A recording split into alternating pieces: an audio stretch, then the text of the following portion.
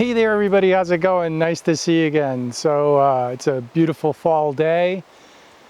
I've been waiting since July, and actually yesterday was like this, but I couldn't get out.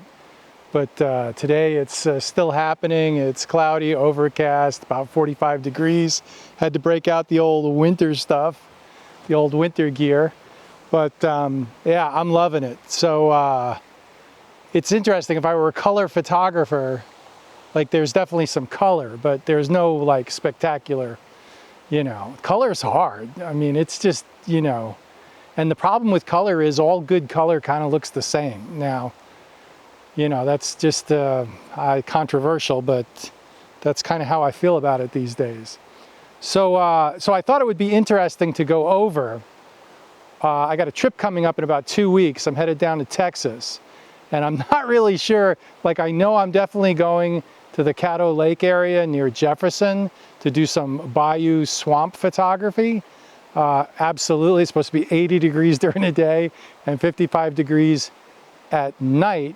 And the problem with that is they say the alligators go to sleep around 55 degrees. Well, if it's 80 degrees during the day, the alligators aren't asleep. So that's concerning, to say the least. But there's kids out there on tubes, tubing. So it's Texas, anything's possible.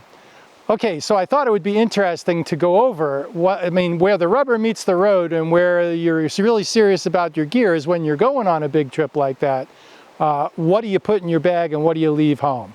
Well, so I thought I'd go through it a little bit. And so the first thing I'll talk about is the X-T5. So I'm bringing the X-T5, and right now my X-T5 has the 16 to 80 f4 on it.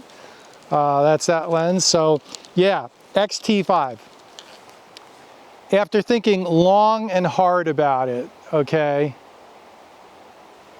the extra megapixels and the full frame, although it really looks cool at 200% on a computer monitor, for all practical purposes, there's no gain in image quality.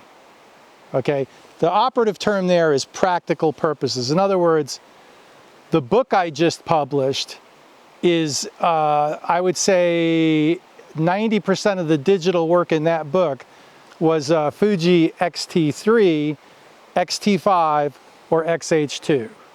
Okay, so about 2/3 of the book is digital photography, 1/3 of the book is old film work, and of the 2/3 of the book, I would say 90% of it is X-H2, X-T5, or X-T3. So much so, I mean, this point is so driven home by the fact that there's images in the book that are done with the 26 megapixel X-T3.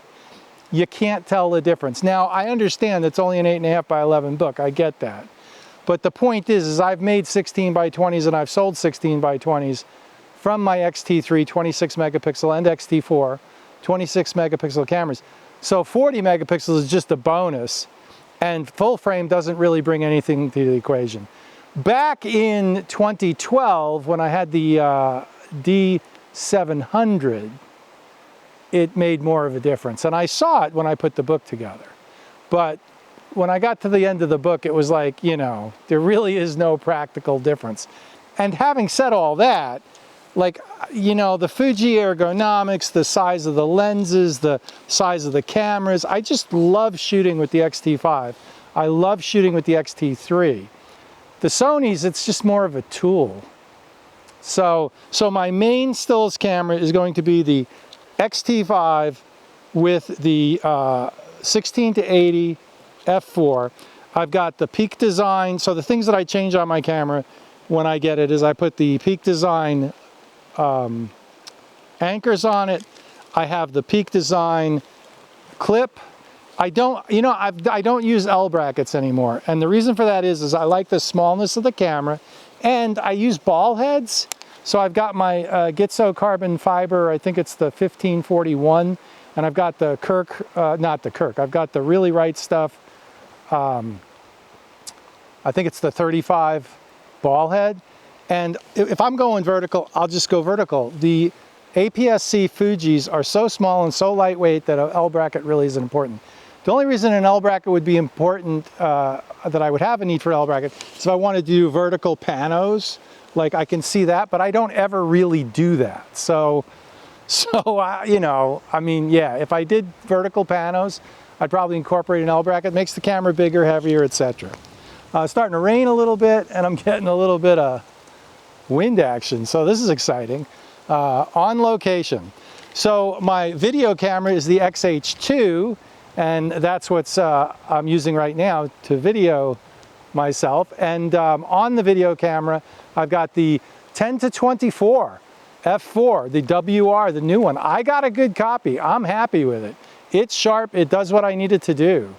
So again, you know, I also put the little button on the X-T5, and I also use the tempered glass screen protectors on the back on all my cameras. So that's what I do to all my cameras. The X-H2 has the Peak Design bottom, it's got the Peak Design anchors, it's got the screen protector, etc. And then for my telephoto lens, I've got my old trusty 70-300 f4. This is a 100 to 450 equivalent, and it's that small and that lightweight. That's as big as it gets, but it's so small and lightweight. Again, I don't need the L bracket, and it doesn't need a tripod foot. This is smaller than most full frame 70-200 f4s, and this is a 100 to 450 equivalent. So there it is. That's pretty much the camera gear. I mentioned my Gitzo tripod. I've got another smaller Siru tripod. This is my video tripod, and this is the T025X, and it comes with this crappy ball head, but it's lightweight and it works kind of.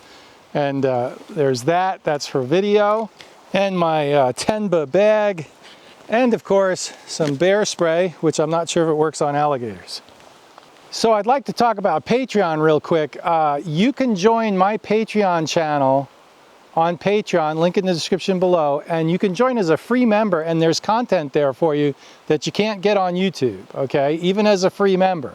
If you want full access to all the content, it's $1 a month, which is half the price of a candy bar these days, and that gets you full access to everything. And it's just really it's not really to make any money, it's really to just, you know, kind of vet the audience so that I'm a little freer to say what I want to say over on Patreon. And of course, you're always welcome to join my other tiers, $5 a month, $10 a month, etc., to support my work if you enjoy what I'm doing.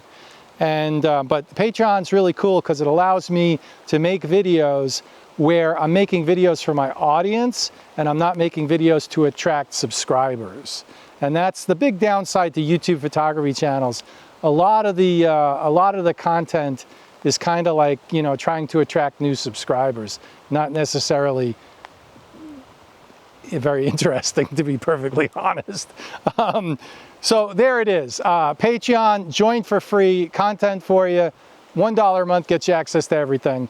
Another way you can help me out is to just hit that like and subscribe button. On YouTube, it's about the subscribers, and I would really appreciate that. So anyway, thanks for coming out today. I really appreciate it. Thanks for watching. Like, subscribe, hit the bell for notifications, and we'll see you out here.